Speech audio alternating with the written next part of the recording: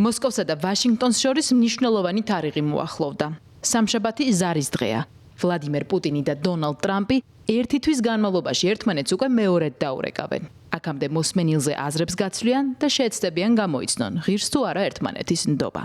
საუბრის თემებზე კრემლი დუმილს ინარჩუნებს. თეთრი სახლი კი მიანიშნებს, რომ ამჯერად განხილვები ტერიტორიის დანაწილებას დაეთმობა. ვფიქრობ, რუსეთთან დაკავშირებით კარგად მივდივართ. ვნახოთ, გვექნება თუ არა სიახლეების სამშაბათს. მას შემდეგ, რაც პრეზიდენტ პუტინს დაველაპარაკები. ამ უქმეებზე ძალიან დიდი სამუშაო გავწიეთ. სურს დავინახოთ, შეგვიძლია თუ არა ამ ომის დასრულება. შესაძლოა შეგვიძლია, შესაძლოა არა. თუმცა ვფიქრობ, ჩვენ გვაქვს ძალიან კარგი შანსი. საუბარია ძალიან დიდ მიწაზე და სრულიად განსხვავებულ მოცემულობაზე, ვიდრე ომის დაწყებამდე იყო. ასევე ვისაუბრებთ ელექტროსადგურებზეც. მოგეხსენებათ, ეს დიდი შეკითხვაა, რომელიც ორივე მხარესთან განვიხილეთ. კერძოდ, კონკრეტული აქტივების გაყოფასთან დაკავშირებით. Да, это действительно так. Во вторник готовится такой. დიახ, ნამდვილად ასეა. სამშაბათისთვის პრეზიდენტებს შორის ზარი ნამდვილად მზადდება. თუმცა, ამასთან ჩვენ არასდროს გავუგბილოთ მოვლენებს. ორი პრეზიდენტის საუბრის შინაარსი ჩვენი გაგებით არ ექვემდებარება რაიმე განხილვას. ტერიტორიები ამერიკის სამშვიდობო ინიციატივის ყველაზე მგრძნობიარე საკითხია. სად უნდა გაივლოს ხაზები, როგორ უნდა იქნას უზრუნველყოფილი შავი ზღვის პორტებთან უსაფრთხო წვდომა?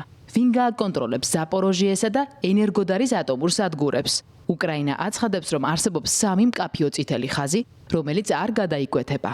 პირველი უკრაინის ტერიტორიული მთლიანობა და სუვერენიტეტია. მეორე რუსეთის ვეტო ნატოსა და ევროკავშირის წევრობაზე. მესამე უკრაინის თავდაცვის უნარიანობის შემცირება.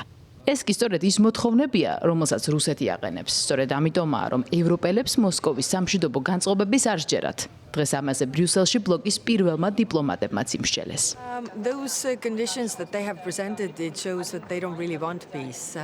იმ პირობების გათვალისწინებით, რომლებიც მას წარმოადგენს, ჩანს, რომ მშვიდობა არ სურთ.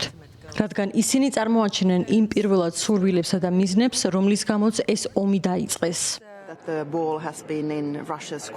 კვირაზე მეტია ბურთი რუსეთის მოედანზეა. ქმედებების სიტყვებზე მეც ამბობს. სამწუხაროდ ენა, რომელზეც რუსეთი ბოლო 20 წელია საუბრობს, შორსაა მშვიდობისგან. დათმობები უნდა მოდიოდეს რუსეთისგან, რადგან წინააღმდეგ შემთხვევაში ეს იქნება კომპრომისი საერთაშორისო სამართალთან და გაეროს წესდებასთან. ამას კი გლობალური შედეგი ექნება. ევროპისთვის სტრატეგიული მომენტი დგას. დღევანდელი გადაწყვეტილებები ხვალინდელ უსაფრთხოებას განსაზღვრავს.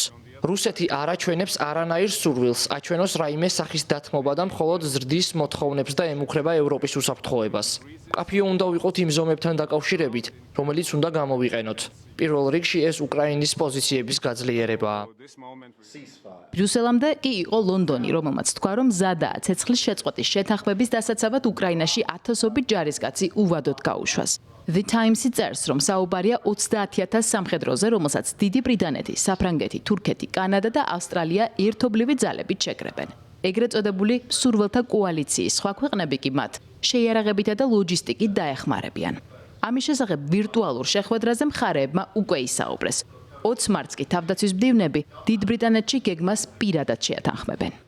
ახლა იმის დრო, რომ განვიხილოთ მექანიზმები ცეცხლის შეწყვეტის მენეჯმენტისა და მონიტორინგის შესახებ. ხანგრძლივი მშვიდობა უნდა იყოს გამყარებული მსურველთა კოალიციის ძლიერი უსაფრთხოებითი გარანტიებით. შევთანხმდით გავაძლიეროთ პრაქტიკული სამუშაო შესაძლო შეთანხმების მხარდასაჭერად. ჩვენ გადავინაცვლებთ საოპერაციო ფაზაში. ჩვენი სამხედროები შეხვდებიან ერთმანეთს ხუთშაბათს დიდ ბრიტანეთში, რათა შეეთანხმონ ძლიერი და საიმედო გეგმა მშვიდობის მისაღწევად და უკრაინის უსაფრთხოების გარანტირებისთვის. უკრაინა სუვერენული სახელმწიფოა და თუ ის ითხოვს მოკავშირეთა ჯარების ყოფნას მის ტერიტორიაზე, მაშინ რუსეთის საქმე არ არის მიიღოს თუ არა ისინი. ეს ეხება რამდენიმე 1000 ადამიანის განლაგებას თითოეული ქვეყნიდან ძირითად ადგილებში, რათა გამოავლინონ ჩვენი მხარდაჭერა გრძელვადიან პერსპექტივაში. საფრანგეთის პრეზიდენტს რუსეთის წინააღმდეგობაზე შემთხვევით არ უსაუბრია.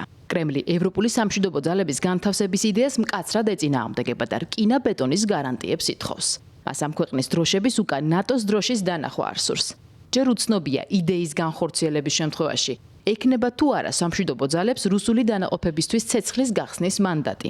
ამაზე მსჯელობა გრძელდება. თავად კიევი კი ხაზს უსვამს, რომ ფრონტი იქნება ეს თუ დიპლომატია ამჟამად ევროპელები მისი მთავარი საყრდენია.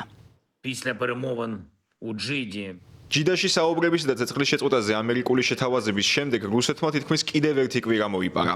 იმ ომში, რომელიც მხოლოდ რუსეთს სურს. გავაკეთებთ ყველაფერს, რათა კიდევ უფრო მეტად გავაძლიეროთ დიპლომატია და ის იყოს ეფექტიანი. ჩვენი ყოველდღიურობა, ჩვენი დამოუკიდებლობის, სახელმწიფოსა და ადამიანების დაცვა. И мы за. Но есть нюансы. ცეცხლის შეწყვეტაზე პუტინის პასუხი იყო კი, თუმცა მას მოჰყვებოდა გრძელი მაგრამ, რის გამოც პასუხი კონკრეტულად არ ჩათვლილა. ვიდრე მსოფლიო პუტინისა და ტრამპის სატელეფონო ზარსელის ფრონტის ხაზზე სამხედრო მოქმედებები ინტენსიურად გრძელდება.